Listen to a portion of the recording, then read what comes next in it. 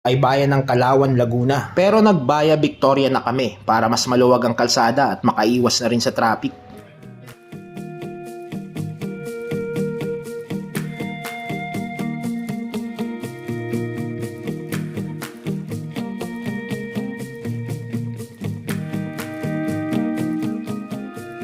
At nakarating na nga kami sa bayan ng Victoria, Laguna, o mas kilala sa tawag na Duck Rising Capital of the Philippines. Kung ang hanap mo ay bibe at itek na pampulutan, pasyalan mo lang ang Victoria, Laguna, mananawa ka pa sa balot. At syempre, bago kami pumanik ng nagkarlan, mag-aalmusal muna kami dito sa 7-Eleven ng Victoria.